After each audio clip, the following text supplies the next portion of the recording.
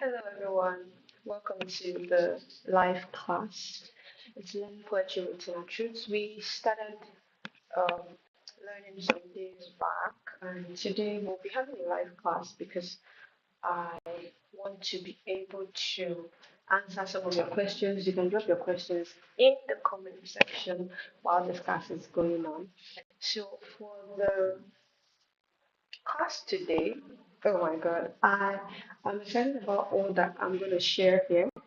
You know, a lot of you have been seeing your comments on on WhatsApp about the whole wealth of knowledge that you have learned. And today, I want to take it even further to teach you professionally, like what do great poets do?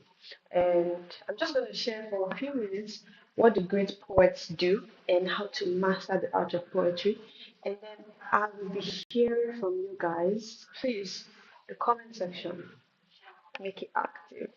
I'm hearing from you guys, your questions, either from today's class or from the classes that we had prior to now, you can ask. And it will be my joy to answer. All right. So, um,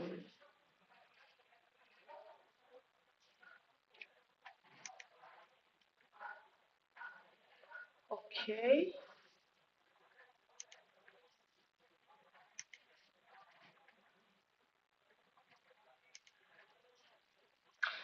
Yeah.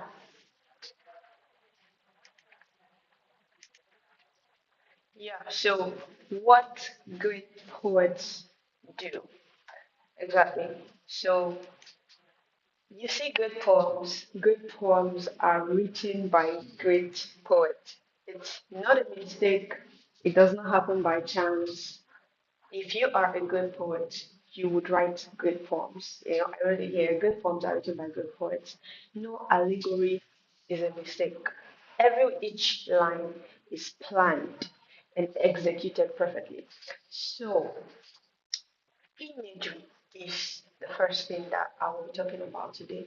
Every great poet knows how to use imagery because it's not just about using the literary devices, even though I've taught you this. If you've not seen these videos, you can check my channel, they're all there. Now, I've taught about the literary devices, the figures of speech that you should master, and things that alter a good poem. But today, I'm sharing about imagery because these are what great poets do. These are the vitals, such that even if your poem is lacking in some literary devices or some figures of speech, if you are able to paint imagery, the thing is this, if you actually focus on imagery, you will get every other thing right. So if you can focus on painting an image, every other thing will just be excellent for you because I said imagery makes use of any of our five senses to create visual representations of our words. With imagery, the poet has to think like an artist, paint, paint the picture so well until your audience can see, feel, hear, smell, or touch it. With imagery, an artist should be able to paint what you have written on a canvas. Did you get that? So, what I mean by that is if you use imagery perfectly and you write a poem, all right, an artist should be able to read your poem or listen to your poem and paint what you have written. And that image is the same thing with what you have written. All right. Okay, there's some new typos here. Please, um, I apologize. Similes and metaphors come in handy here. In painting imagery, you need Similes and metaphors are your best friend because what you want to do is to give these people a picture. And to give them a picture, you have to liken that situation to another situation that they know. And now that's you using simile. Or you just telling them that this thing is this thing. Like let's say an angry man, and I just say he was a mad dog on the street. I have given you a picture. You're seeing a mad dog on the street, and you're thinking this is an angry man, and that is imagery. That is imagery. So similes and metaphors are best for imagery. All right. Please use the comment section. I want to be sure that we're all here already. And if you're here, just comment that I'm here, or just comment ready to learn, or just comment imagery. All right. So the next thing that I'll be talking about is storytelling. Oh my God. If you can tell a story, you are a poet. Now, this is what makes, when we say that some people are poets, but they don't know, this is what we mean. If you can tell a story and keep me glued from the beginning of that story to the end, you are you're a poet. Because keeping somebody glued means that the words that you are saying are coined in such a way that it invokes interest in me. Because in the end, there's nothing that you're saying that someone else has not said before. But the fact that these people are willing to listen to you means that you're saying it differently, which means that you are saying it like an artist. You're being a poet. Okay, Jennifer, I can see you're here. Welcome. So, storytelling is the best way to give imagery. If you want to take your reader from their current state to another, which you plan to create for them, then it is easier to just take them on a journey. So, like I said, this is a very short class because we're going to have a lot of time for questions and answers. And you can ask questions based on the previous classes that we've had. The, you can use this comment section for that. So I've said two things now, imagery and storytelling. Now, a great poet has to master these two things. If you are able to paint images and you are able to tell a compelling story, you have written a masterpiece. This is the secret. This is the secret because, you know, this is the secret, I tell you. This is the secret. If you can get imagery and storytelling, you've gotten it. You've gotten it. If you can tell it. Now, that's why I went further to give elements of an enthralling story.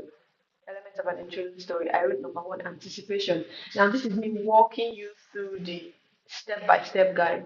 Welcome, harmony. You found a way. Okay, this is step-by-step guide. I did not write down the explanations of these individual things, but I'm going to talk about them. Now, anticipation, first of all, your poem. Now, especially for spoken word poets, because you need these people to be glued to you from the beginning of this piece till the very end of this piece. So, in the beginning, you must create anticipation. As you are coming in, let the people start anticipating. This starts from even the way you walk up to the stage. You start telling your story from the moment the audience starts seeing you, not the moment you start talking. This is me drifting to spoken word. I was going to have another class of spoken word later on, but you're on this live class so you can get it. So as you're coming onto the stage, create anticipation. And then when you start talking, let the first two, three lines make me be like, oh, where's she heading to? Or oh, where is this going to? Like, I want to see what's happening. So let the people start anticipating from the beginning of your poem. There's a poem that I wrote. Um, the poem is about money, and this was how I started.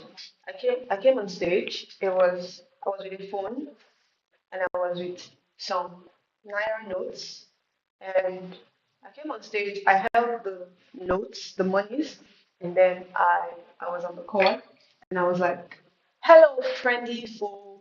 Do you always have to double think? Spend some time to brush your teeth while your phone beeps with my call."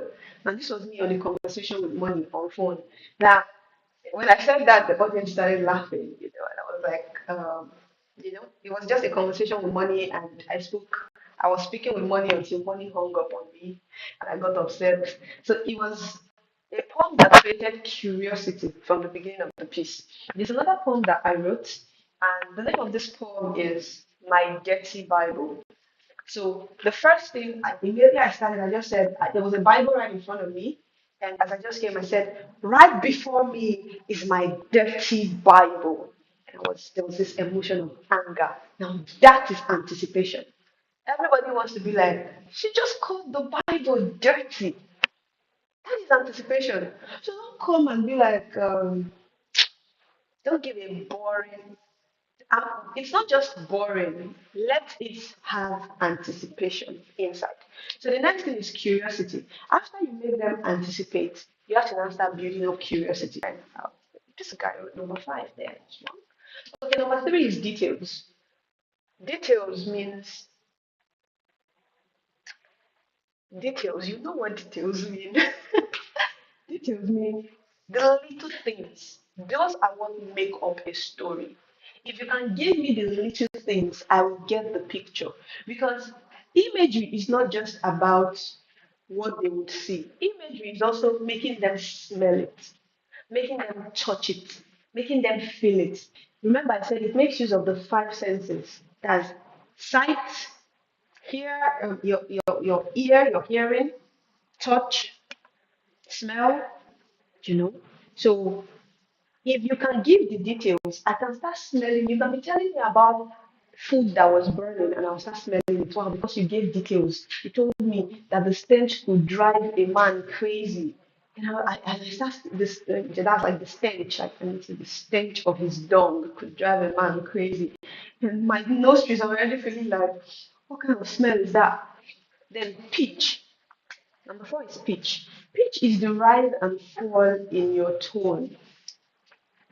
Pitch is rise and fall in your tone. So you may think that this is a whole lot of power for spoken word, but even in poetry, we can observe your pitch from your words. We can observe your pitch. There's a way you are talking, and we know that you're talking calmly. There's a way you're talking, and we know that this poet has gotten higher. And how do you make this happen? You move, you start up, and then we're seeing a rise and fall. When I say pitch, I don't mean that you should be rising and rising and rising and rising till the end. Mm-mm. That's too much taking. It's sinusoidal. Know when you should rise, know when you should fall. Know when you should rise and know when you should fall. That way people enjoy the story. Remember, you are telling a story. That way people enjoy the story. Then relationship. Relationship means tell stories that relate to people. That's simple. There are some poems that we wonder this poem does not even make sense, but people are hyping it because it just relates to them. Maybe the street poetry. And once you say one street slang, like I'm not so familiar with street slangs, but once you say one street slang and everybody goes, ooh, everybody's like excited, it's like, this is a great poem. Nah, what that person just did was relationship. And let's say you are in a church, right? What are they talking about in the church at that time? Relate to it. The realest thing to you, I think this is how to put it. The realest thing in the room is the realest thing to everybody. If you were doing a poem and somehow somebody spilled water somewhere, idea, if you are able to say something about that water in your poem, you will entertain everybody. Now that would require a little bit of freestyle, like going out to freestyle and coming back. I don't advise that, but like as you grow, as you master your art and build confidence, if you are able to relate to what they are going through or what is happening, it's awesome. Then timing. Timing means it's still the same thing as relationship. There are certain times when you should not do certain pieces. You go for or like even if you're a page poet, you're writing, no timing. There's a piece that you would write and bring out at a particular time that it would just be everybody will be crazy about it. Now there's a piece that you bring out, that same piece, right? That is so awesome. You bring it out at another time and people are not flowing because of the timing. the timing of that piece. Then climax. No, pictures before climax. Pictures, I already spoke about pictures in imagery. Paint pictures. I don't like, if you don't even get everything I say today, know that I said two things. Number one is imagery, number two, storytelling. Now, if you have questions, please, please use the comment section. Maybe you have a question, how do I paint a picture? Or give me an example of a picture. Whatever question you have, use the comment section. That is why this is a live class, so that you get everything. Then climax. Climax means don't end your piece in a way that let people remember the last thing you said. Exactly. Let people remember the last thing you said. Then, of course, conclusion. So, mastering the art of poetry. This is the last page, and then we would have the question and answer. I want to start seeing your questions. Start dropping your questions. This is the last slide that I'll be talking about, and I'll start answering your questions. So, start dropping them. All right. Mastering the art of poetry. Now, we've learned about parts of speech, we've learned about figures of speech, we've learned about things that make your poem bad, we've learned discerning a bad poem, and we've learned about imagery, we've learned about storytelling. Now, how do I master the art of poetry? Because now you know these things, but you need to be a master of these things. Because I tell people I don't have the luxury of writer's block. I cannot have writer's block. Why? I don't have the luxury. I don't have I have demands. Like the way I do my poetry is that we can be having a program in church and I'm called to do a poem for that program. I cannot say I have writer's block. I will write. So I've come to realize that writer's block is a misconception or a mirage in the minds of people that if you would do these things that I'm saying here now, you won't have a problem with writer's block because you would have mastered the art. So the first thing is write, continue writing, don't stop writing. Even when it feels like you're writing rubbish, continue writing. Just write. Just always write. Now, the person who writes poems once in a year or once in a month, and the person who writes poems like every week, that person who writes poems every week is becoming a master of that art just by writing. I'm not even saying you are learning. You are not even learning just by writing on your own. You are learning from yourself because you're knowing that, okay, this piece was better than this piece. Why was this piece better? Oh, I did this in your learning. Then, number two, study. It is a craft and it has to be learned like any other craft. So, study.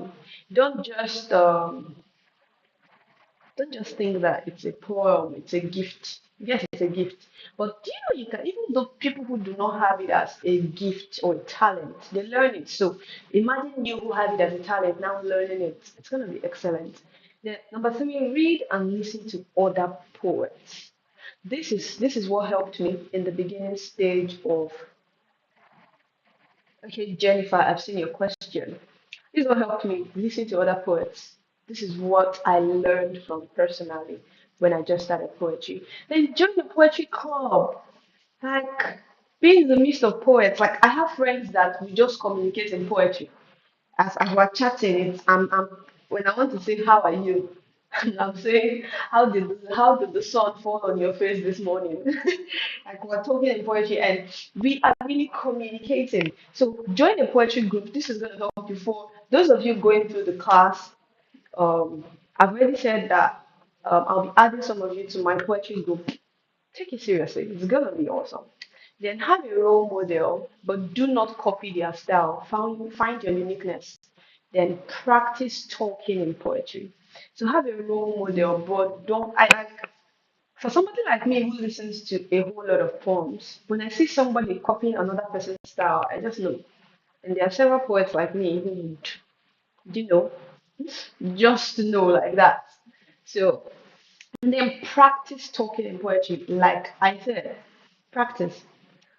All right, so I'm going to be answering your questions now.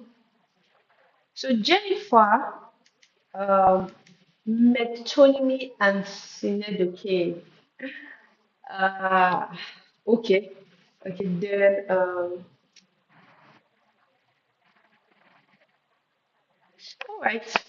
From from what I think okay, you deleted that. How do I join a poetry club? Is it online or on-site? There are online poetry clubs and there are on-site poetry clubs also.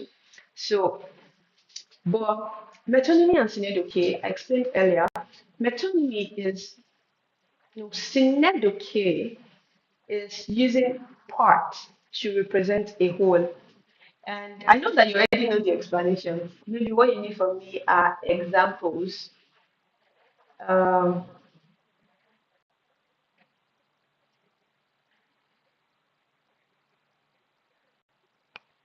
what you need from me are examples. Metonymy is using a related object, a related um, thing to address another thing, like using the White House to represent the US government. So if I want to give you an example of metonymy now, I'm going to say, let's say I want to talk about the Christian religion, right? And I say something like um, the Bibles. Yeah, I use the Bible. That's metonymy. So I say something like the Bibles are corrupt. That's me saying the church is corrupt. Or like I be like the crown I'll be like the crown is in danger. That is metonymy. When I say the crown is in danger, I mean the king is in danger. Now, a lot of people mistake metonymy and synedoche, so you have to be very careful. Synedoche is using part to represent a whole, while metonymy is using a related object or a related thing to refer to another thing. Please keep commenting and let me know if you are getting. So let me give examples. If I give series of examples of metonymy, then I'll give some series of examples of synedoche, and I then you'd understand. So now, like a writer now, I can say that there was an example that I gave. I said, if the rod is broken, who then shall mend the child? That's a perfect metonymy. That's a perfect metonymy. So if I say when the rod is broken, now the rod in that sentence is referring to a parent. So because we know that the people say, and the Bible says, spare the rod and spoil the child. So when I say when the rod is broken, who then shall mend the child? That's a metonymy.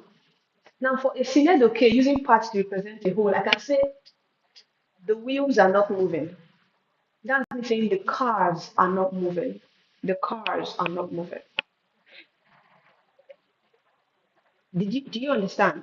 Do you understand? So I'm using a part of that car. Let's say a tree now. I can say a tree now. I can use leaves to represent a tree, and I'll be like um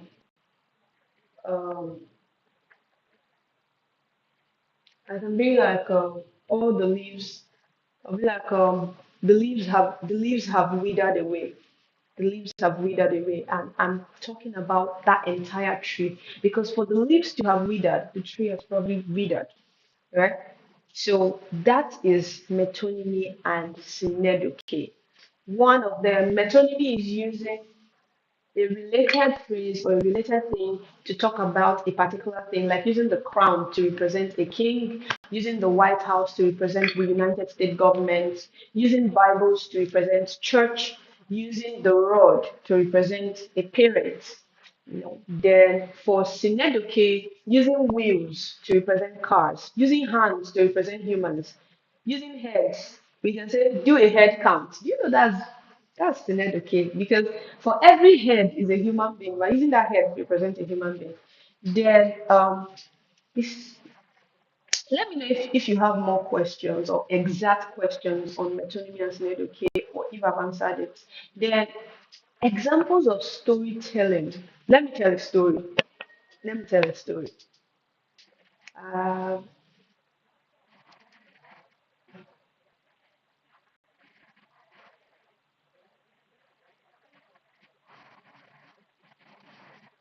into a story. Listen to me.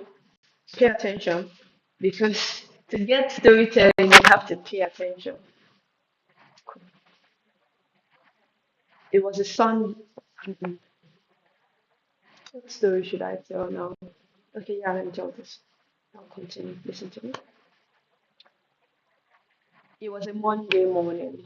The cock had just crowed the third time beside my window. It wasn't even six yet. I said to myself, it's barely 5:59 a.m. I struggled out of bed, rubbed my eyelids a little, and made for the kitchen as usual. It was just another countless day on earth. I happened to be the only one in my self contained apartment, so I just quickly had my bath, dressed up, and headed for school.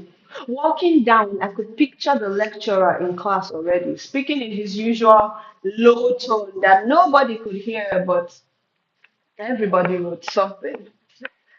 I knew I was headed for boredom, so I had my earplugs on. Sleeping in class 8 a.m. on Sunday morning or Monday morning isn't something I like to do. So I rushed in, greeted silently, and went to sit at the back with my friends. It was just another ordinary day, or so I thought, until I heard it. I heard it. It was the trump of God, and I knew it. It needed no introduction, no signal, no forerunner, but boy, it was loud. Loud enough for the dead earlobes of men buried 6 feet under the earth to hear it. The grave shook open. This wasn't an earthquake. Understanding was in its fullness today. All eyes could see, all ears could hear, like a mighty tornado revolving the earth. I saw fear right in front of me. It wasn't like before. My pastor wasn't reciting the story of the last day. The book of Revelations was not being read to me. No one was telling me of the soon coming king. This was real today. I could literally see the saints ascending to him in the clouds, basking in the greatest glorious glories no eyes have ever seen. The light of the sun wasn't needed today. Our knees and the floors became like the two opposite sides of a magnet. With bowed knees and bowed head, I could see my life in front of me. I could pause, fast forward, play back, but I couldn't rewind. I couldn't turn back the hands of time. That button was not on the remote control anymore. It was there yesterday. It was there earlier today, even some seconds ago, if only I listened. Okay. Awesome. So that's a piece about rapture, if you got it. Yeah. Okay. What you will hear from that piece is I didn't use a lot of figures of speech. What I did with that piece was perfect storytelling. Perfect storytelling. I just said I woke up on Monday. I woke up on Monday morning. I spoke about how I woke up. I spoke about the cock that was crowing beside my window. Then I spoke about I spoke about how I was walking to class. I spoke about as I was walking, I was imagining the lecturer in class because the lecturer was a boring lecturer. And then I spoke about how I came in and I sat at the back seat. These are details. Yeah. I came and I sat at the back seat. And then everybody had gone and I gave the details. I told you how the sun was shining. I told you how my knee came to the floor and how I was shivering, how I thought it was just an ordinary day, and the details they make up the story.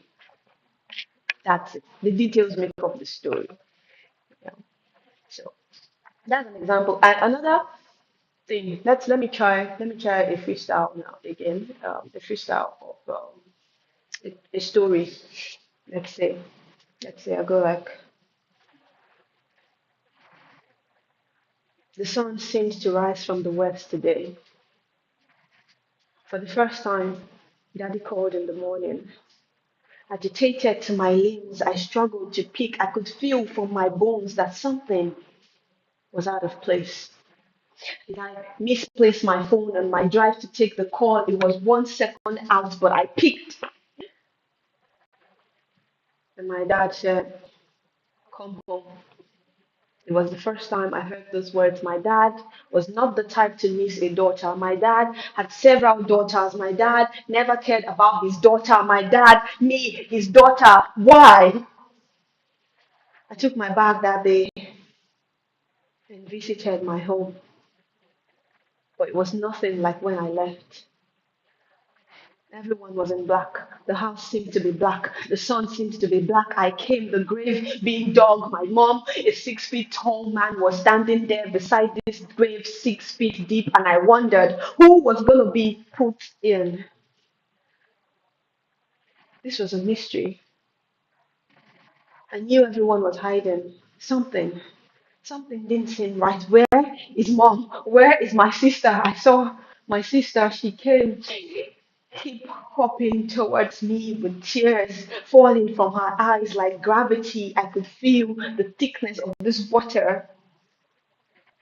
Go, go, go, go, go. Yeah. Now that is me explaining like burial kind of thing, you know. Okay. So with these few points of mine, I hope you know what a story is. Okay, so there's another question here. Thank you so much, Harmony. Awesome, thank you. Jennifer, thank you. Thank you. Um, duet poetry. Oh, duet poetry. This should be you mean spoken word, right? The one that is being said. Because yeah, is that what you mean? Or poetry? Is it written or spoken? That's harmony. He said something about duet poetry. Okay. Is it a written poem or a spoken word poem? Then yeah, Jennifer, you understand metonymy and synonym. Okay. Beautiful. I'm glad. So remember you're gonna write a piece from all that you've learned. Okay, okay, spoken word. Duets are awesome. Duets are awesome. Duet is actually a way to grow also. I advise people when you want to do a duet, if possible, you can use it to your advantage and do a duet with somebody who is already like so much more established in the field if you're a beginner. Why? Because it gives you first of all, people will be like it puts you out there. I think that's just the word I'm looking for. It puts you out there when you're doing a piece with somebody who has already been doing it. First of all, that will give you attention, like, okay. Than when they just, but when they see just it, they just be like, okay, maybe this person is a beginner. But when they see you with somebody they've been seeing before, they give you more attention. But what can I say about duet poetry generally? I think duets are great. Personally, I love group pieces. I do a lot of group pieces. I have not just duets. I've done pieces where we are like seven of us. I've done pieces where we are over 10. We are over 10 doing one piece, and it's usually awesome. And what I advise for duet poetry is this: know how to synchronize your lines. When you get your synchrony, it's not just about writing it. You have to do a whole lot of rehearsals with this person that you're doing a duet with or a group piece which you have to do. It entails a whole lot of rehearsal because it's not just about saying the lines. We can say the antidote to all infirmities. And the other person is saying the other person is saying the antidote to all infirmities. So, okay, what are the challenges? These are the challenges that I'm mentioning now. The tone.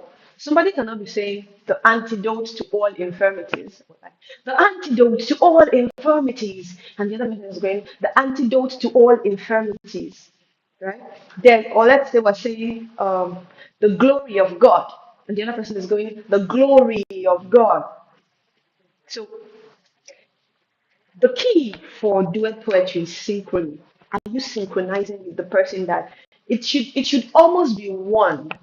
You should have so rehearsed in duet poetry such that it has become one piece because it is one piece.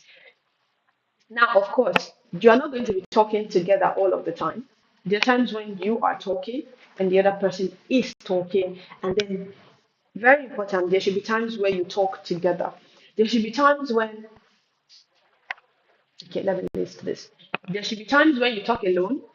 There should be times when you talk together, and there should be times when you start a line and the other person finishes it. It brings oneness to the piece. You start the line, and the other person finishes it. It brings that oneness and that synchrony. Because the challenge with duet pieces usually is synchrony. It's almost like this other person is doing his own and you're doing your own, even though you guys are doing the same piece and you're saying the words that you have both memorized. So it's usually synchrony. So rehearsals can help you get rid of that challenge. Now, how do you start a line and another person finishes it? Is another thing. There are times when you are talking in a duet piece, this person is negating the motion, and this person is on the side of the motion. Let's say let's say it's a point where this person does not yet understand a particular thing in the piece, and you are trying to make that person understand that thing. And let me say love, right? This person is complaining about love, and you on the other hand, think that love is a beautiful thing, and this person is going, um, love has brought down my heart like shattered fragments. And this other person is going, um, love has built up my heart like an edifice. And now this is a situation where you guys are opposing each other, right? Even when you are opposing each other, there are times when you say some things together. Like let's say in this point, I'm now like at a particular point in this piece, you need to find a line that the both of you can say together. Like a line like, now this person is like, love has brought down my heart into shattered fragments. And this other person is like, love has built up my heart into an edifice. And then the both of you then go, love is a construction worker. Do you understand that? Now, because there is that part that brings the two of you together, in the sense that this one is saying that this love has brought down his heart, and this one is saying love has built up his heart, and both of you go, love is a construction worker. Now, that is synchrony in what the both of you are saying, even though this person is saying something that is opposing what you are saying, but you still find a way to have synchrony, right? Let me know if I'm answering your question. Then also there are times when you guys are both saying the same thing. It even makes it easier to synchronize. I don't think I need to say a whole lot about that. Then there are times when you are saying a line and the other person completes it. Let's say, let me find an example. Let's say I'm going like, let's still continue on this topic of love. On this topic of love. Love has brought down my heart into shattered fragments. Love has built up my heart into an edifice. Love is a construction worker.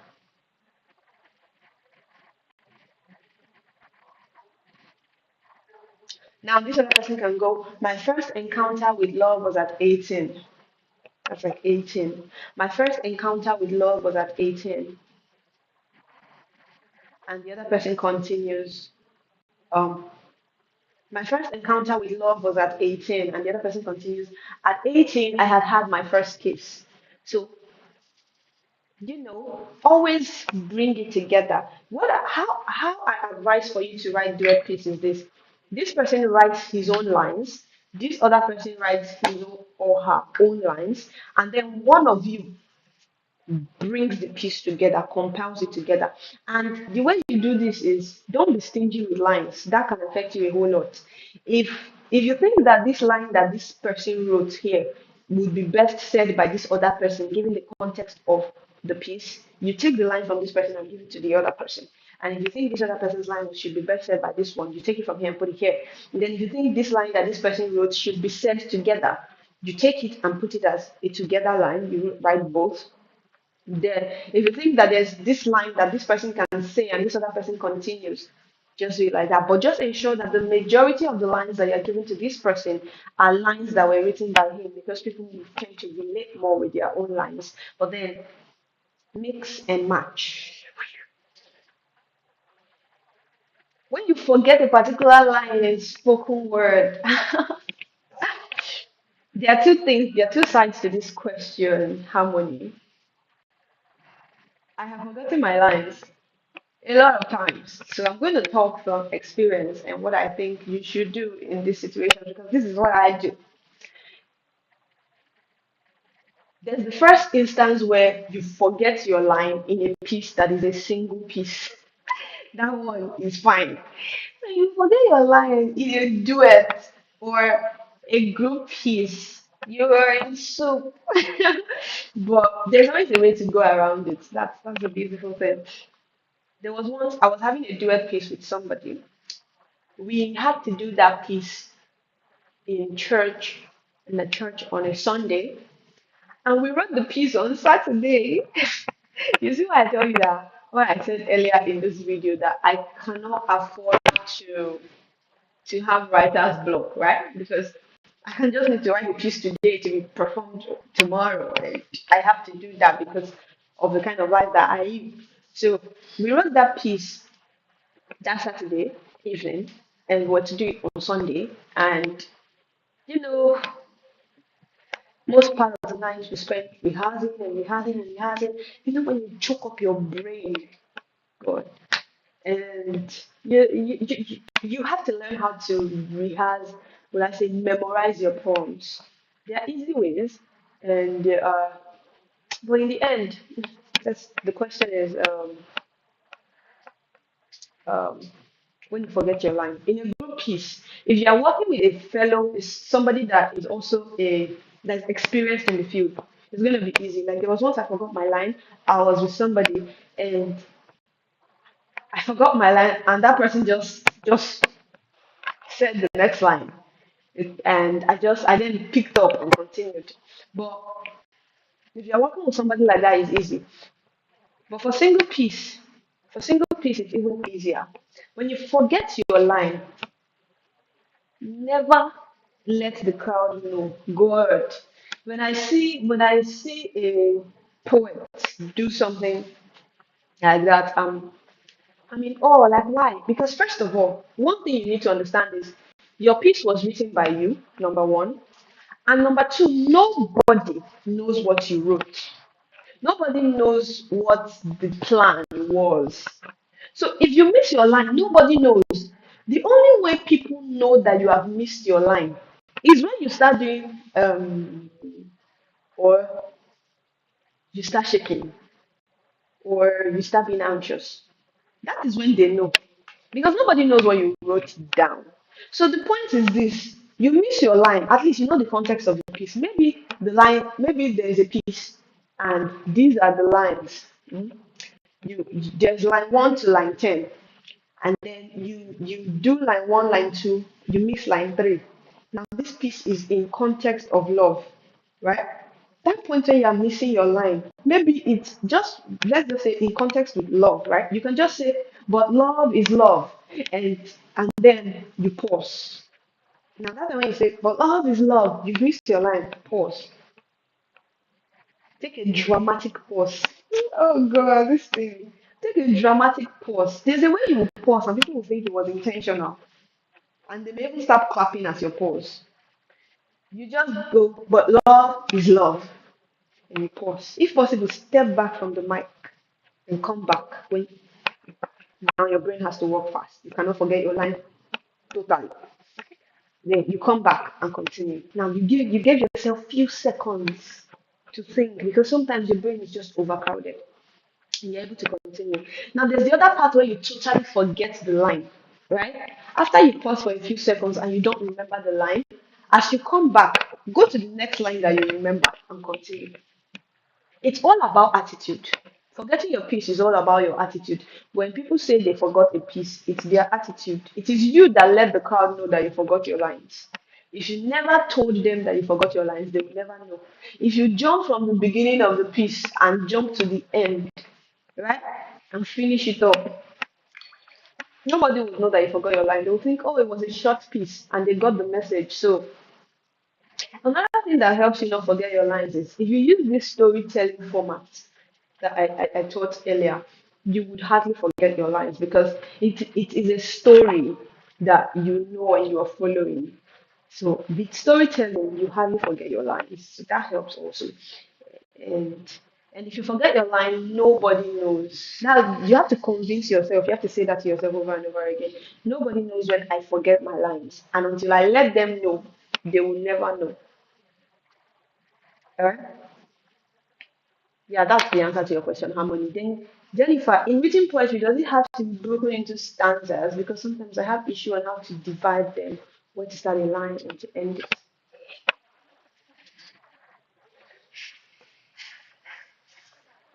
I would ask, what is the length of this piece? You can write a poem that's 3 to 5 lines, and you don't need to break it into stanzas. But if you're writing a poem that's 20 lines long, I cannot read it unless it is in stanzas, in verses. I cannot read it. It's the thing where it's a mind thing. When you space your words, it's just like even in prose, like prose, prose is normal written story. Prose is different from poetry. Now, even in prose, they have paragraphs for a reason. The reason they have paragraphs is to help your mind. And when you see something that is just clogged up, it does not encourage you to read. But when you see something that is in stanzas, you may be like, oh wow, let me read the first stanza. So why how do you let me that now the importance of breaking your pieces into stanzas is if it's written, it's to help the mind of the reader to read. And also number two, to help people discuss your poem. If I wanted to discuss your poem, I'll be like, did you see the metaphor that she used in the third stanza? And that's me gisting about your poem to somebody. Like, did you see the metaphor she used in the third stanza? And the person goes there and is like, oh, she said this. And we go like, yes, that was awesome. So that helps a lot of people to actually discuss your poem. Then number three reason why you should put your poems in stanza is,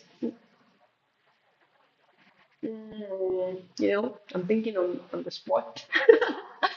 The third reason why you should put your poem in stanza is just because it is tradition. It's because it is tradition. Okay, but then how do you put your poems in stanza? Because you also said you have issues on how to divide them. When you're writing the piece, it does not have to be in stanza. You can just write your thoughts the way they come to you. Now, when you want to place them in stanza, you have to think there are different places that the stanzas come in. Like where did the different thought processes shift a bit?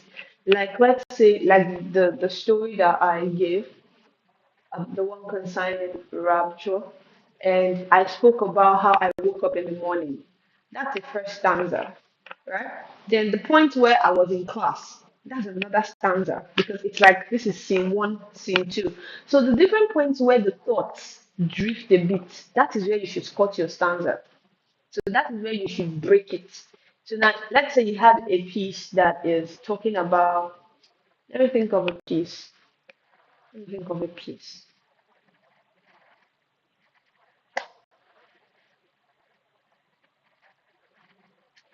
Uh, a lot of pieces flying through my head. Okay, this short, 30, I think 1 minute piece that I did earlier. It's it's basically a poem for writers. I would have sent it to you guys on the group. It's a poem for writers like us. It goes, I pick up the pen and adjust my lens. My focus is set on the plain white pages.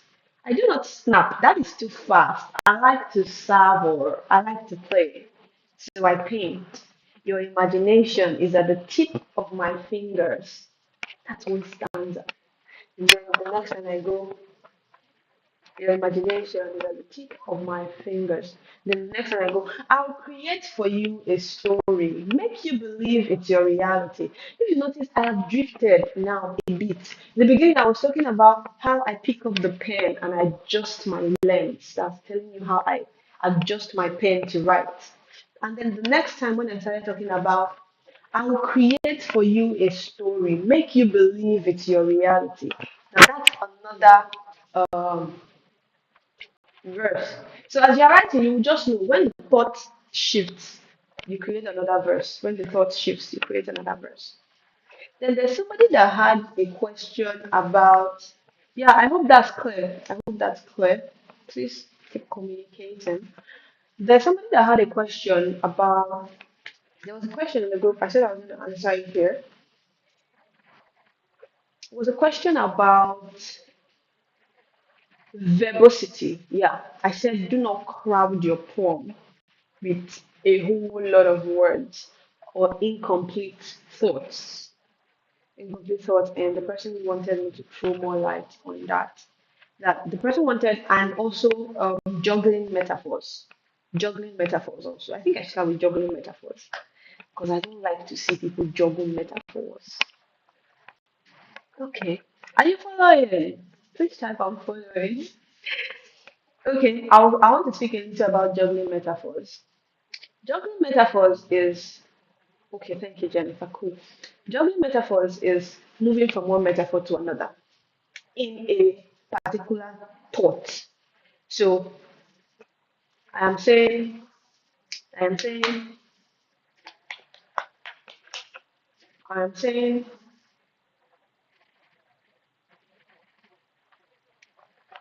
let's say I'm talking about somebody and I go, these hands are the hands of a potter. He would mix and mold. Do you get me? I said, these hands are the hands of a potter. He would mix and mold. Do you understand? Now I've already started a particular metaphor. I started a particular metaphor where I am saying these hands, that I'm talking about somebody. Now, you notice I'm already using metonymy right there. I'm saying his hands. You know, that's the key. I'm already using the key right there. I'm saying these hands are the hands of a potter. I'm talking about somebody and I'm using the person's hands to describe that person. And I'm like, these hands are the hands of a potter. He would mix and mold. And then now this is me. I'm already creating an image for you, right? And I'm like, these hands are the hands of a potter. He would mix and mold. And then I then go, I then change the metaphor to um, he would mix and mold. Which other thing? After potter, what else should I? Maybe I should talk of a carpenter. I then switch to carpenter. I can say he would mix and mold using the nails like with his nails. I've switched metaphors. With his nails or with his hammer, he would hit the wood. I started with a potter. I should finish that thought if I thought I want to go into another metaphor. I've said these hands are the hands of a potter. He would mix and mold. With his hammer he would shape the wood. I've moved into the metaphor of a carpenter because after saying he would mix and mold with his hammer, he would shape the wood. There is no wood in pottery. What we use in pottery is clay. So if I am studying about a potter, I should finish that thought, and be like he would mix and mold with his hands. He will shape the clay. Now I am continuing with that metaphor. Why? For the sake of imagery. Because when you start with a particular metaphor, you are giving me a particular image. And when you are now switching another image, you're sending a lot of signals that I cannot digest or assimilate at once. Right. So that was what I was speaking about for juggling metaphors. Right. So any question, any more question, any more question? So that's what I was speaking about for juggling metaphors. So don't juggle between metaphors. A lot of poets that are just starting out do that a lot because they are trying to use a lot of literary devices, or they are trying to just, explore a lot, and they are starting with a particular metaphor and hitting into another metaphor and another metaphor. It's good to crowd your poems. It is good to crowd your poems with metaphor, but don't crowd one sentence. Don't start with a metaphor in a particular sentence and enter another metaphor in that same sentence. Finish a particular metaphor before you move into another metaphor. Yes, that is what I am saying. All right. So, I think I've answered all the questions here. Mm, yeah, yeah, I have.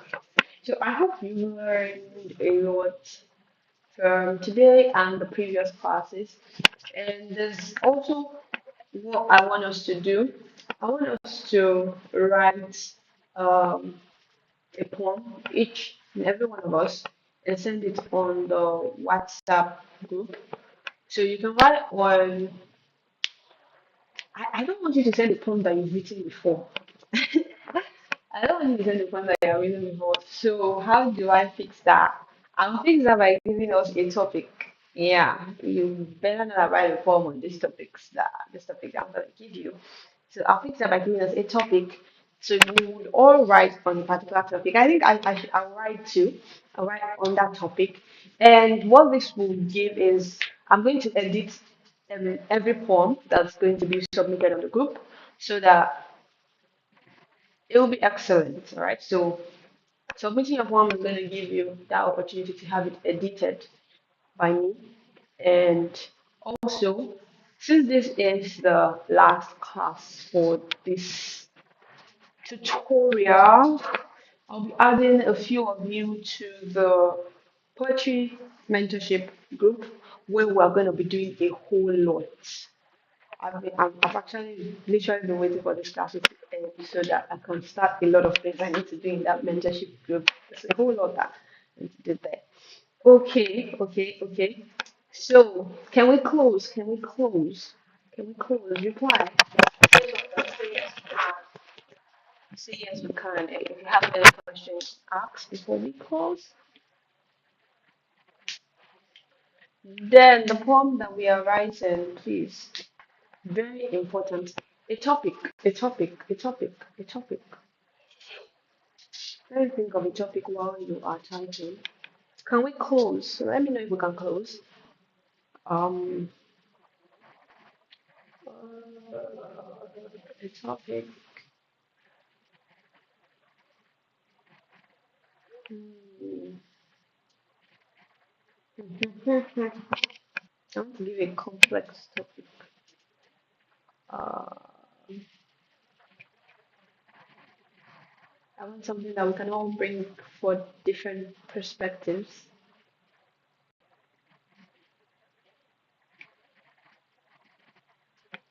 Okay, yes, we can. Cool. Okay, let's write on. Let you have a topic in mind. Tell me, because right now I'm thinking, what topic should we write on? Let's write on. Oh, how about something like the desert? The desert. The desert. Now that would give us a whole lot of imaginations. Because I want a topic that would explore a lot of your creativity, and we can all write different points of views. Okay, the desert, the desert, the desert. So it does not have to be a long piece. It can be short. It can be few pieces, or um, um, desert. No, no, no, no, no, no, no. Let's write on desolation. Desolation. How was it very long and complex? Desolation. That's perfect. Desolate, desolation. So you need to maybe check the meaning of desolation. And why I'm using desolation is that would actually allow you write from a lot of points. I just got that desolation. No, desolation. Desolation. Let me write that. Desolation.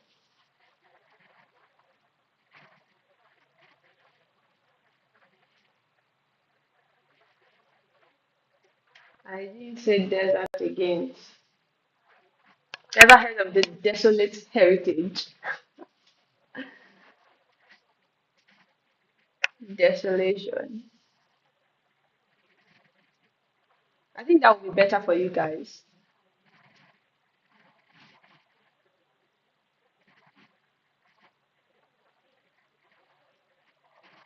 So did you get it now? Desolation. Yes, harmony, desolation.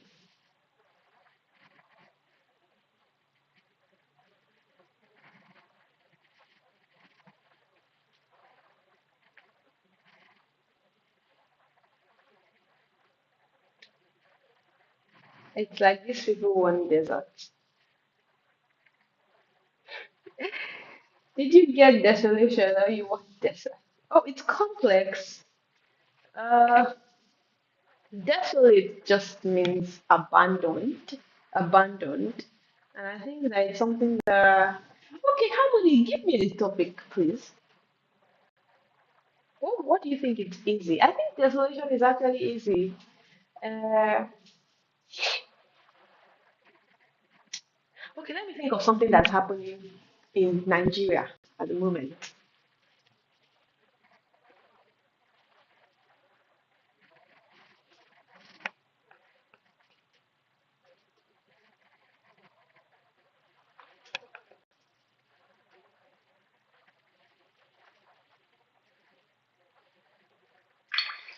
What if we write about homosexuality?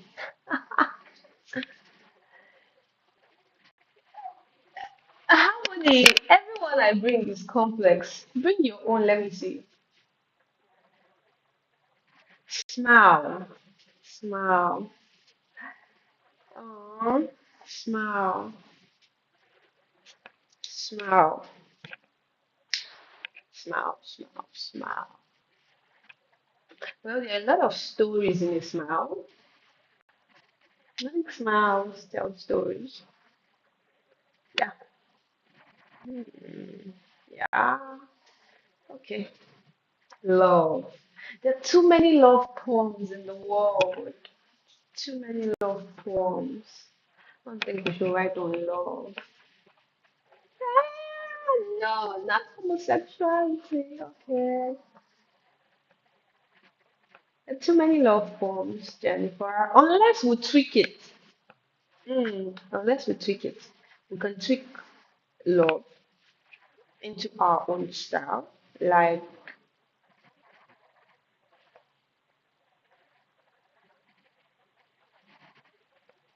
like this is not love. You can write a poem on this is not love, or what love is not, or oh, this is a perfect poem. Okay, I don't think this is complex harmony. God's love language. What do you think? God's love language. God's love language.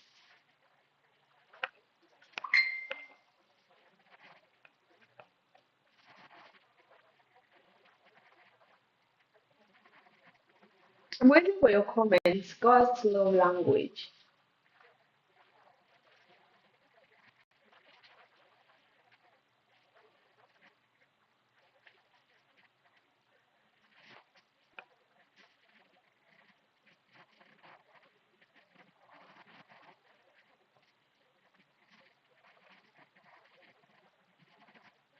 Okay, so it's cool. So it's cool. It's cool, right? God's love language is cool. So, in the absence of any other objection, we are sticking with God's love language. I look forward to your form. What is God's love language now? Okay, that allows us to be cool, cool. That allows us to diversify our thoughts and say a whole lot. So, Jennifer, you love it too, right? I can see you're already using the thinking emoji. It allows you to think wide. Thank you. Okay, this is late. into the night. It's 11:40. Thank you for staying with me till this time. Till this time. So thank you.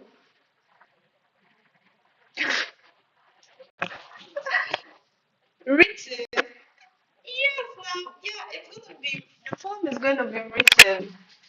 It's going to be written.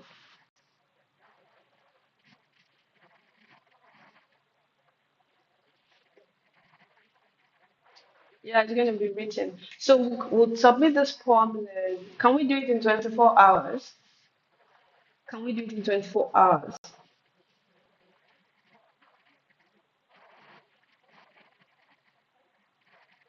Or no, let's give it 24 hours would be by the end of tomorrow. 48 hours would be by the end of Sunday. By the end of Sunday. Okay, 48 hours. 48 hours. So by Sunday evening, we would submit the poems. Thank you so much. Good night, everyone. It's been a beautiful time. I love you guys so much. And I'm glad I was able to answer your questions. We'll talk more on the group. Thank you.